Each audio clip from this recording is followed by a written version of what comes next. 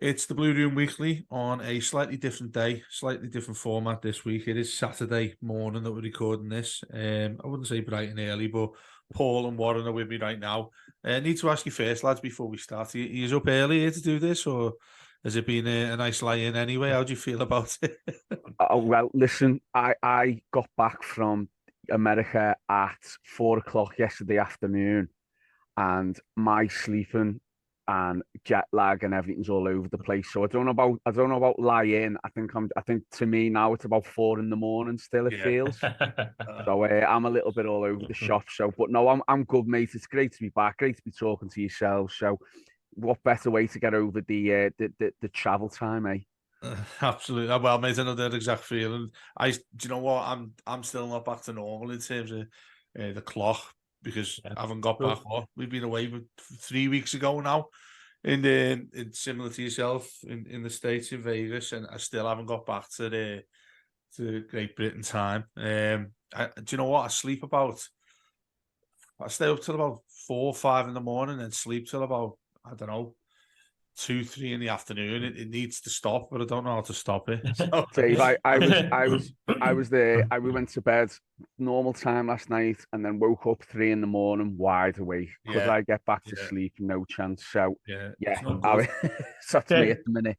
It takes a while, doesn't it? I mean, Oh people God, yeah. underestimate how much jet lag knocks out of you. You know, it just destroys your whole routine. It's really, I mean, I suppose for you, well, because you're back in work full time on Monday, that might help you to readjust a bit more. Yeah. I hope so. I need it to. I need it too badly. Yeah. No, that's an excellent point, that, because I'm back working today. I start working. For those who listen to this, we're recording it around about 10:30 on Saturday morning.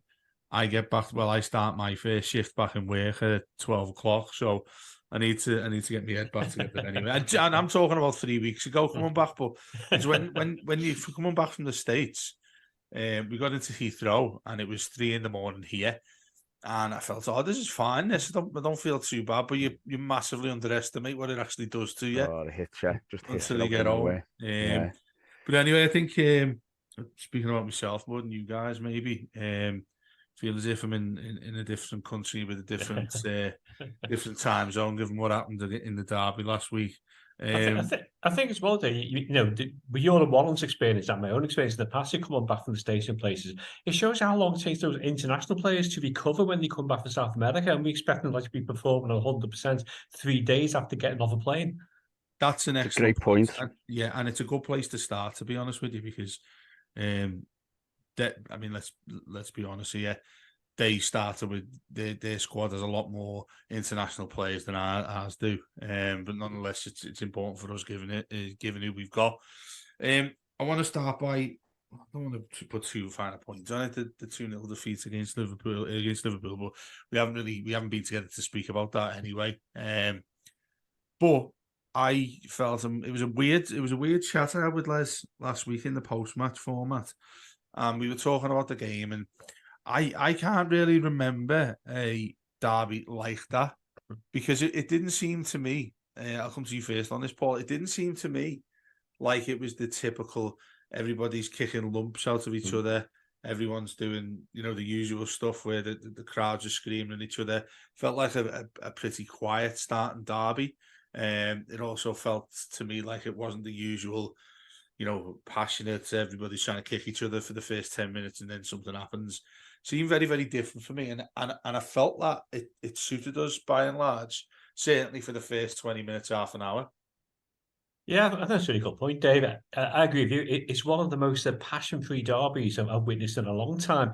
There were no, you kind of expect, don't you, that to be one or two crunching tackles in the first few minutes, a few marks being laid down, a bit of finger wagging and things like that. But no, there was none of that at all. Now, whether the international break kind of contributes to that because players have been away all week, so they kind of missed the build-up locally as to what was going on before the derby. Whether, I mean, I don't know about you two, but I'm not a big fan of the 12:30 kickoffs. I just don't think they have this. Yeah, they don't have the same atmosphere. They don't generate the same intensity that a later kickoff does. So, in some ways, it almost had the feel of a pre-season friendly, or with nothing particularly at stake. And I agree with you. I think that suited us to an extent. maybe the other point is we didn't quite take advantage of that because it's the quietest Liverpool crowd we've seen in the derby for a long time as well. So it just seems an almost surreal experience watching the game develop, thinking, where's the passion? Where's the anger? Where, why aren't we more up for this? Or was the plan to calm things down? I'm not quite sure. It was it was interesting that Paul makes that there with this final comment there, what he was saying. The atmosphere, because you look at our end with our away fans where they couldn't sit on top of it anyway, could they? So there were even less Evertonians there than normal.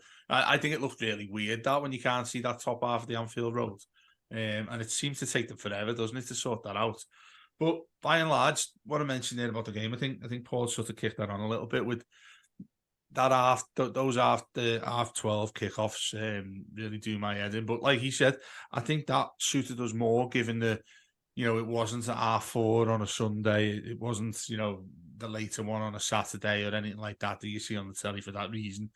It was the most laid back derby that I've heard and seen, which by and large I think it would have suited us a lot, and I think it did in the sort of the majority of the first half until Ashley Young. I think remembers that he's 38 years old and gets sent off for 2 yellow cards. What did you make of it yourself? I agree. I think it seemed very flat for a derby. I think the modern derby, though, it's not. The games aren't like what they used to be, particularly when I was growing up. I mean, think back, and I've referenced this a few times on the show before, but I think back to the 90s, the early to mid 90s, and when we really were struggling then too, and we'd go into a derby and it was very much the dogs of war mentality and style, and that was, I don't know, you could sort of play that way back then. I think nowadays the approach is very much different. The game's a lot more tactical and there's a lot more depth to the game now, and I don't think you can play many games, especially derby games like that anymore, which it's kind of a sad thing, really, because the cliche of the form goes out the window in a derby, that used to actually be the case. You could be, it's struggling and still win a derby. I think nowadays football, it's moved on a lot more, and you can see that when you come to it, when we go to a team like Liverpool, we are gonna play like we do the majority of away games now, where we don't have the ball a lot and we sit in and we try to counter, and that seems to be our style. But no, I agree. I thought we did all right. I thought we did fairly well. It's the first derby I remember in a long time where I've watched, and I've not really, when this, I'm talking obviously when we had 11 players on the pitch, I didn't feel massively nervous when they had the ball. I thought we looked quite content, and I thought we looked quite solid, and it dare I say, it looks as if at the minute that we're starting to see the fruition of Dyche's game plan. Now, I'm not saying we're going to, the rest of the season is going to be all harmonious and it's going to be brilliant every game, but I think there's at least a structure there now that the players are starting to possibly buy into. I don't know, but we definitely looked a lot more comfortable than I've seen in a long time. And I think you want to yourself touch on this, Dave. I think the fact that we're playing away from home, the way we play, seems to really suit us at the minute. And I think the players kind of in that system and in that style can embrace what is asked of them away from home. So yeah, certainly before the sending off of Ashley Young, I thought we looked very content, very solid. And going into the game this weekend, which I know we're going to talk about a little later on, I think that's the blueprint to go forward. I think that if we continue to play like that, we'll see decent outcomes from it. But yeah, going back to the Liverpool game, it seemed very flat the first, and even after the sending off, I mean, I don't know whether it's the half 12 kickoff, and I truly, when I say this, I don't mean this as a dig. I do, but I don't mean this as a dig to Liverpool fans. But I think the fact that you've got a lot of people in the stadium who aren't local Liverpool fans as well, I think that maybe had a little thing to do with it, because we all know full well at Goodison, it's a very visceral and very vocal crowd, and a local partisan crowd as well. So I think that maybe that had a little bit to do with it as well. I don't know, but maybe the fact that the two teams are as distant as they've been in a long time as well. I've seen a few comments in the week from pundits about how, the Liverpool game against Everton is now seen as not as big as against United and City, and that may be fair enough. I obviously to us and those who live in the city, it's still a huge game. Yeah. maybe that Liverpool themselves look at them games as bigger, and because of the discrepancy between the two sides at the minute, maybe it lacks the atmosphere. Maybe if we get our act together and we start climbing up the league again and start getting into them, higher positions, maybe again one day it'll feel like an intense derby. But yeah, it definitely did lack a bit of intensity last weekend, and it definitely helped us. So, let's see if that, as I say, that blueprint for away games, we can take that going forward and see if it helps us in particularly this weekend. Well, the point you've made there is bang on. I reckon talking about the away style that we've played there, because I think you're right. I think that's the first time I've looked at a Sean Dyche side, and let's face it, look at the last year and a bit, which is about just over a year, isn't he? He's been with us these days. And you think back to away games with him, it's that, you mentioned that term, dogs of war. I don't know whether it was quite that, but it was.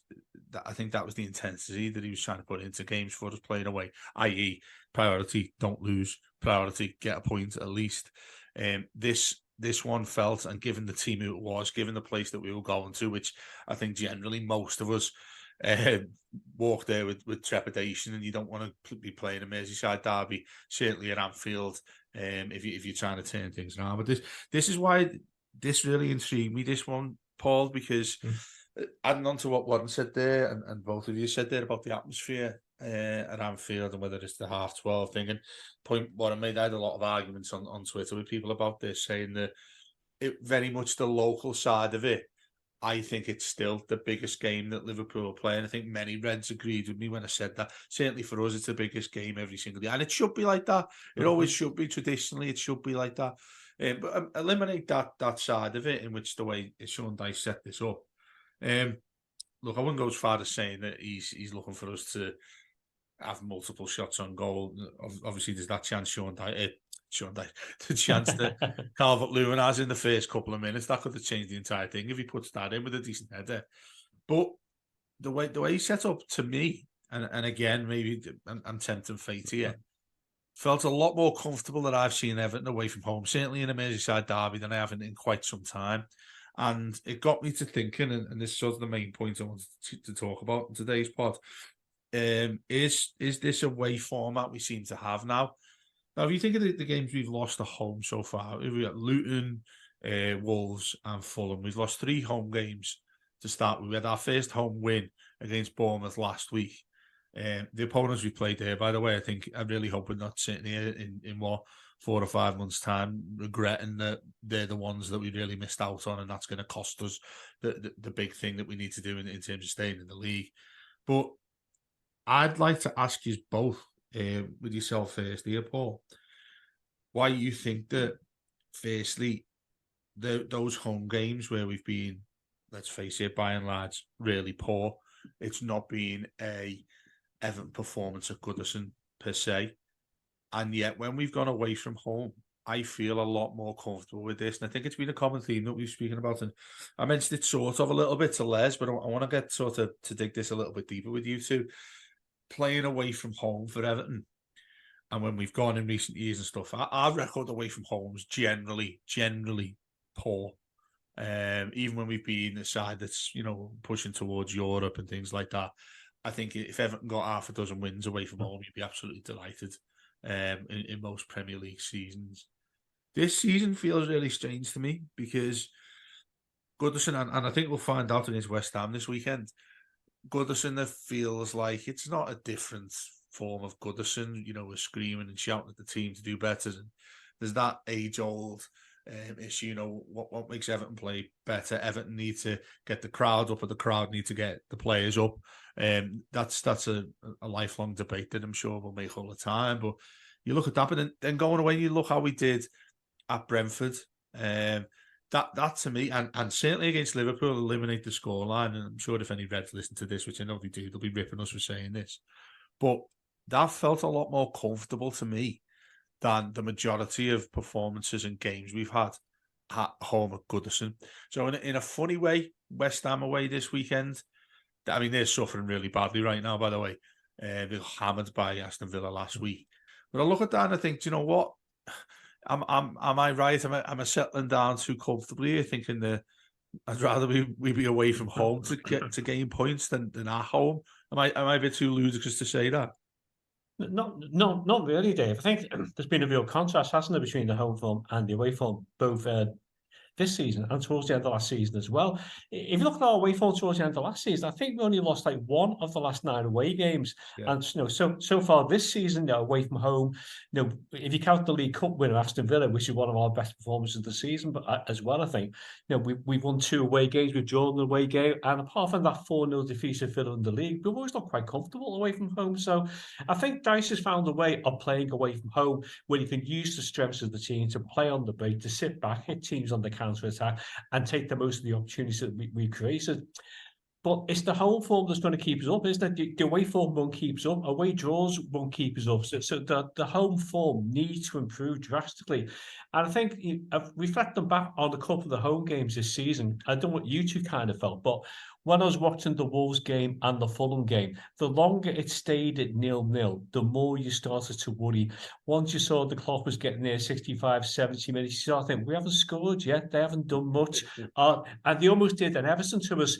But Luton Town was a classic Sean Dyche performance by the away team. They sat back, scored 2 goals and set pieces, defended the lead, and got the 3 points. And like you, Dare, I do have a big concern that later in the season, those home defeats against the likes of Luton and Fulham may come back to cost us dearly. I certainly hope that's not the case. I think as well, it's encouraging the away form, but you want to keep your home fans happy. You want to get the home fans on board, and I just think we've been, whether you'd agree or not, I don't know.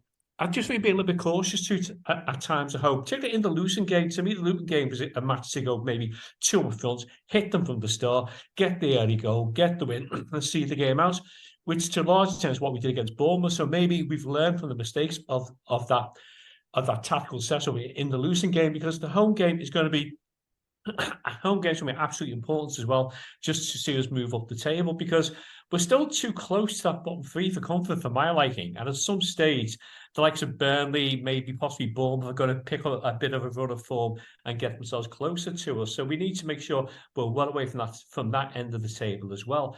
But yeah, I think it'll be a good test actually of the home form on Wednesday night against Burnley in the League Cup, because that has to be settled on the day. So are we going to see a far more attacking, adventurous approach to what we'd normally get for the league game at Goodison? I'm not quite sure, because it's a big week for Everton this week, isn't it? The home game in the League Cup, the home game is Brighton in the league, the away game at West Ham. But in 8 days' time, the whole Everton situation could look a lot rosier, couldn't it? We could be in the last 8 of the League Cup, and we could have picked up 4, maybe 6 points from 2 league games as well. Devil's advocate here. What Paul just said there in terms of getting Goodison going, for want of a better term. I've just been looking at our home run of games. So we've got Burnley in the League Cup, obviously, on Wednesday. But then Premier League-wise, at Goodison, I hope you're looking forward to Christmas and turn away from watching football. We've got Brighton next Saturday. We've got Man United. These are the home games, by the way. We've got Newcastle after that. We've got Chelsea after that.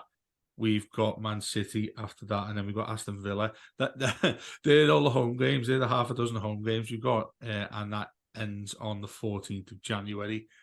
I mean, if Everton don't get their act together at Goodison Park, we're going to have to win everything away from home, aren't we? I mean, them set of fixtures, I'm just looking at it myself here, Dave. Them set of fixtures, you look at it and you go, oh, we needed them wins against Luton and against Fulham and against Wolves. Yeah. You look, and that was the concern, that was the worry I had, particularly after them games, because you're not going to get them games back. And the precarious position we found ourselves in last year, where we needing points badly towards the end of the season, and you look at them games and you think, the saving grace for me is I look at that, I look at the bottom of the league now, and I see Bournemouth and I see Luton and I see Sheffield United and I see Burnley, and I think we use Bournemouth as an example there. They still haven't won a game. Now I don't care who you are, if you get to November and you've still not won a game, you're going to be in trouble. Yeah. And I think, we swapping that round, we've obviously won 2 games. I think the benefit we've got this season compared to last is I think there's definitely 3 teams worse than us. Now, that being said, you've still got to put points on the board. Now, looking at them home games, I think if we can start doing this, this thing that we always say, make Goodison horrible, and make, the Everton at Goodison that we know and love, we'll get points out of them games. I'm not saying we'll win them. I'm not saying, but I could see us, Newcastle there on the Thursday night. Now, I know the last season they battered us at Goodison, but they've just had a rocky result in the Champions League. They've not been, I'd say, they've been winning, but I wouldn't say they've been glittering like they were last season. And that's a Thursday night. It's on telly. They've got to come and travel. They've had Champions League commitments and other commitments and whatever. That could be a game that you look at and go, we could maybe get something out of. Man United can be hit and miss. Yeah. And then Chelsea, same as well. City, City have gone down at Wolves this year. So look, I'm trying to look on the positive of it. They are obviously very with that Man City game, mate.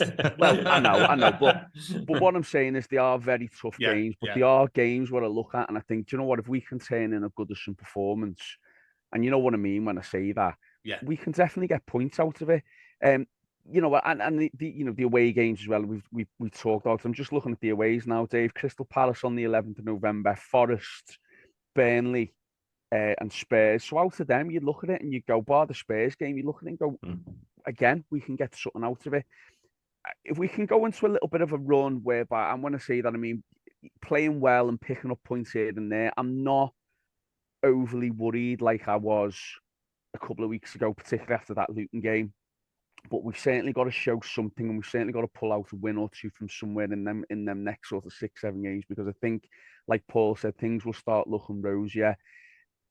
I'm just glad that there's teams down there that are really going to, and if we swapped ourselves with any of the Luton, Burnley, Sheffield United, Bournemouth, we'd be in serious, we'd be seriously worrying now.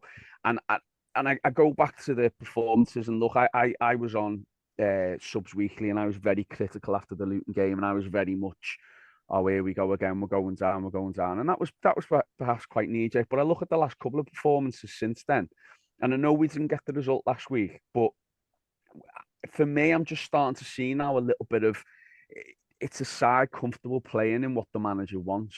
It's a side that if the result doesn't come, I bar the Villa game and the Luton game, I don't think we played. When I say Villa, I mean the league away game. I don't think we played that bad, and I think as the season goes on, you'd hope that that'll keep going and the momentum will keep working. And we've got the players in now that we're finally looking like we've got a settled side. Dom's fully fit, got Bethel's come off the bench, got wingers there who can contribute. The midfield looks to be sorting itself out a little bit, even though it's not as strong as it was. We've got an absolute luxury player in Branthwaite at the back, by the way, who I know you're a massive fan of, Dave. But I look at it and I just think with that squad, I'm not saying we're going to be, top 10 or mid-table, but we're definitely going to be, I feel the way we're playing at the minute, we're definitely going to be starting to pick up results. So, long way to go. And in contrast to probably what I've said on previous shows, I'm a little bit more positive, particularly after the last few games, than I was maybe the first 3 games of the season. Yeah, I mean, you look at this, Paul, what I said about feeling a little bit more optimistic about this. What makes me feel, or heading towards a similar way that what I'm saying there is, you look at that league table below us, and 3 out the bottom 4 are the newly promoted sides. I mean, I'm not sure what's happened at Sheffield United, but they certainly don't look prepared to play in the Premier League. And what we're 2 months in now, Burnley similarly as well. I think a lot of people would be looking at Vincent Kompany thinking this lad's going to be a top class manager. That's yet to be seen in the Premier League. Luton, the only win came against us, ironically, but the other games they've played, they've looked like they've just been ran away by the other Premier League sides. The point what it makes, though, which I want to get on to, and referring back to the derby there, the way he set us up, I think the only thing he did wrong there in us trying to get a result by and large a point, let's be honest, was when Young was sent off and at half time, he's then thinking, how do I sort this out? I thought even when we went down to 10, the back 4 we had was solid. It was fine to me. Mykolenko probably had his best game as an Everton player against Salah.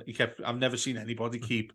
I know Salah obviously scored the goals, which sounds a bit, but if you actually need the context of watching the game, that's the quietest I've seen any left back keep Mo Salah. I mean, did you ever think you're going to be saying that as you're approaching kickoff in a Merseyside derby, and you've got Mykolenko? Let's face it, he's struggled. I think most people they wouldn't put him as the starting left back there. I thought he was magnificent, possibly our man of the match there. And you know, the other thing that the fault of me from him was obviously, and it's easy to say now with the hindsight, but him having Patterson there instead of Ashley Young, I think was his big mistake. But the thing that got me most was when we came back out, he put Keane on and went to a back five with three centre backs. And I mean, I'm not going to go as far as saying wing backs because they're not running up and down all day either. Let's face it, when you've only got 20% possession there. But before that happened, when we were down to 10 men, into the point when he makes that change with a back five, I thought that Liverpool, we could have played all day long. It didn't look like Liverpool were going to score a goal against us. We felt that comfortable with that back four. And I think if you're looking at something that is positive going forward there, like what I was referring to, you're going into a game like this away at West Ham, if you were able to have a back four like that, I'd feel a lot more comfortable with that than thinking we have to change anything else, that we need to have more defensive players. Added to that, the midfield that he was talking about there, Harrison looks like a breath of fresh air since he started for us, by the way. Garner as well looks like the midfielder we absolutely need. Onana, again, I've been overly critical of him. I think maybe a little bit too, well, definitely too much of what I've said about him. That was one of the best games he's had for us against Liverpool, and I think not many people would be talking about that or have it high on the list of discussion he wants to have. But I thought he was throwing himself about. He did exactly what you need from a midfielder in a Merseyside derby. I think I'm just keeping going with the theme that what I was saying there, that there were positive things that happened. It didn't feel like a 2-0 defeat was fair, other than the fact, we went down to 10 men. That, to me, looked like a bit of a blueprint you'd possibly go along with in away games. Yeah, I think there's a lot of encouragement to be taken from the game despite the defeat. And I think most of us were quite surprised by how well, as you said, Dave, Mykolenko dealt with Salah, kept him quiet. He scored 2 goals, but he kept him quiet for most of the game. Like you, I've not been Onana's biggest fan, but I thought he really stood up to the challenge of a derby game. I thought it was his best performance and maybe a blueprint for the way he can have a more influential role in the team if he learns from that experience in the derby match. James Garner. I mean, we've been crying out for James Garner in midfield, haven't we? He's such a skillful player. I know there's a question about his lack of pace at times, but you've got Onana there to compensate for that as well. So I was quite happy to see James Garner in midfield as well. Like you, the half-time substitutions, I mean, I've watched Michael Keane enough to be terrified every time he comes on as a sub to know that he's going to have an influence on the game, not in a positive way. And I think most Blues might have felt exactly the same. And I didn't particularly see the need to go to a back five. I thought the back four was looking quite comfortable. And in some ways, although we're down to 10 men, putting Patterson to fill in where Ashley Young was playing maybe could have made more sense in terms of trying to get something from the game. But I think, I hate to talk about poor Michael Keane because he's a loyal servant. You can't question his commitment to the club, but he's just an accident waiting to happen. And if it were to outline one reason for Everton's decline over the last 6-7 seasons or so, it's the fact that Michael Keane is still here 7 years down the line, and he's never improved as a player during those 7 years down the line. But in terms of a blueprint going forward, yeah, I agree. I think that lineup, that tactical setup, I think we'll cause West Ham a few problems on Sunday as well. It's and I know you've both been there, and it's a strange ground, isn't it, on London Stage? I was there 2 years ago when, ironically, Michael Keane got sent off, and it's how ironic that. Yeah, exactly. It kind of reinforces my point, but it's the type of game where you can go. You don't have to worry about the vociferous crowd. You don't have to worry about the home fans being down your throat. So you can go, you can play your game, and it's always a worry to me when I start to see I feel signs of optimism growing within me, but I can definitely see us getting something at West Ham. A draw wouldn't be the worst result there, just to keep the away form going. And I could also see us, because I think West Ham got the third worst defence in the Premier League at the moment. They conceded 16 goals, so there's definitely opportunities there. Their back four doesn't convince me. Their keeper Areola doesn't convince me. So I think if we were to hit them on the break, put in plenty of crosses for DCL, we might just get something from this game. But yeah, as you said, both you and Warren have said, there were positives to be taken from the Derby game. We can't get too despondent about it. And I think in realistic terms, we don't expect to go to Anfield and win, do we, anymore these days? So if you get a good performance, we come away thinking, well, bar for one or two decisions, we might have got something from the game. That has to be seen as a step forward. So yeah, there were some signs that, organisation-wise, tactics-wise, Dyche is getting the team that he wants. And I totally agree with Jack Harrison. I've got a friend who's a Leeds fan, and when we bought Harrison, he said straight away, he's going to make a real difference to your team this season. And so far, I think he's proven right. Yeah, I think that's spot on. So just as we approach the finish here, guys, start with you first. Warren, do you keep that first 11 that we took to Anfield? And that's Noah Josegay is involved there. And the other point as well that I think we've sort of touched on a little bit, and hopefully this isn't tempting fate, but Dominic Calvert-Lewin looks as sharp as I've seen him as an Everton player. He looks like he's willing to run as fast as you need him to. He's willing to stay on the pitch. Obviously, he came off because he ran himself into the ground as far as I was concerned when he played. Do you go with that? And well, obviously we'd have to change when we and put Patterson in for Ashley Young there, which I think, well, I certainly think is a lot more comfortable thinking of that anyway. Even if he wasn't suspended, that he couldn't play. Would you go with that against West Ham? I think so. Yeah, I think that the 11 that started last week definitely deserve another go. And when I was talking to Matt Jones on Subs Weekly before the Liverpool game, and we were questioning whether Dyche would bring Idrissa Gueye in for the type of game it was, because we thought it may suit Gueye. And I actually said, I think that's what he'll do. So I was surprised when I saw the starting lineup last Saturday to see that Dyche went with the 11 he went with.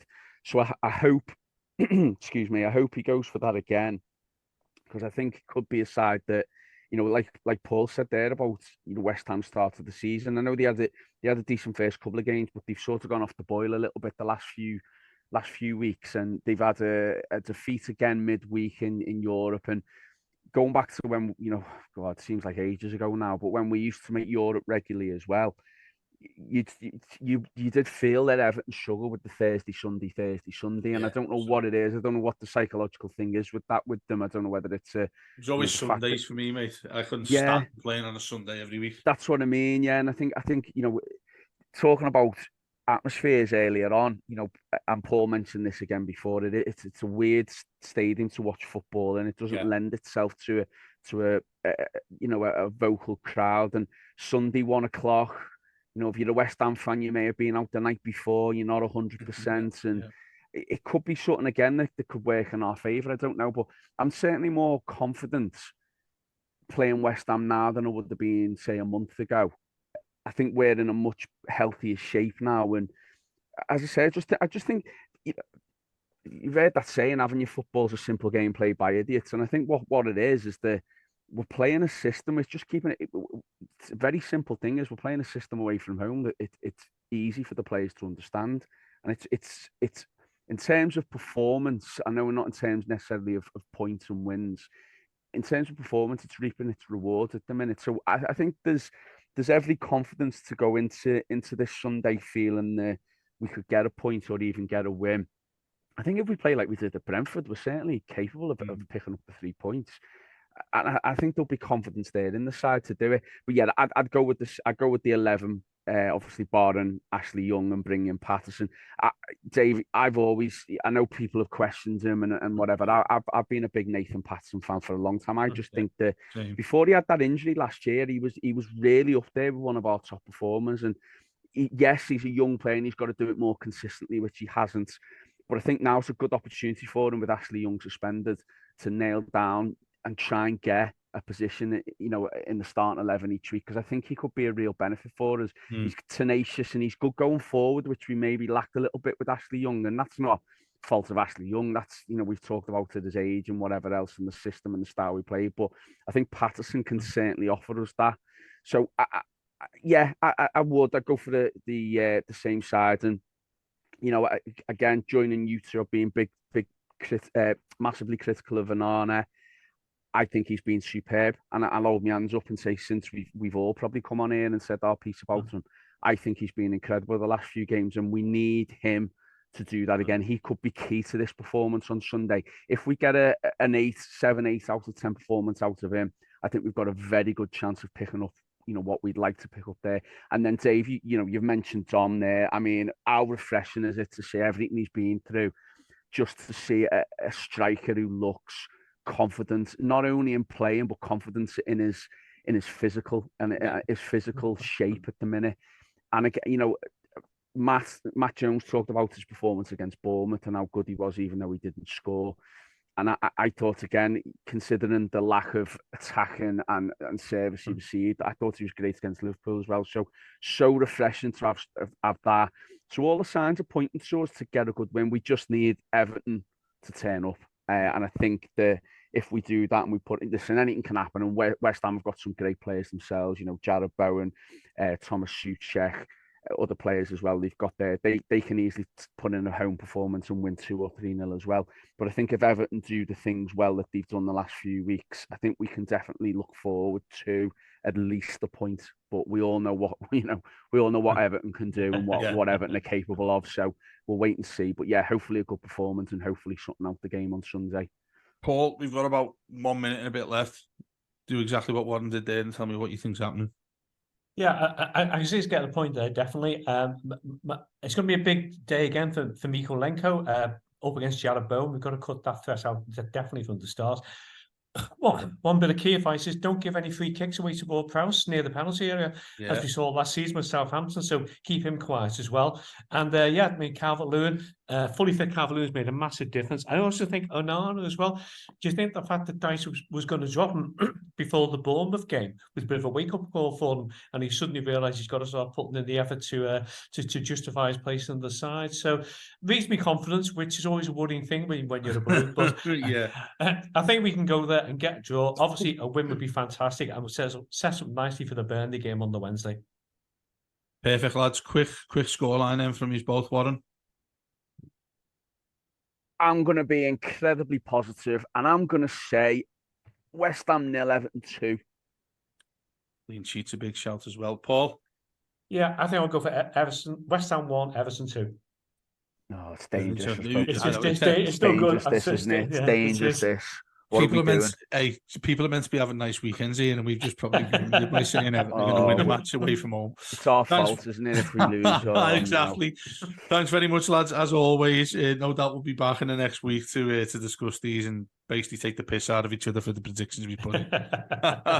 Cheers, boys. Anyway, really appreciate it as always. Cheers, Dave.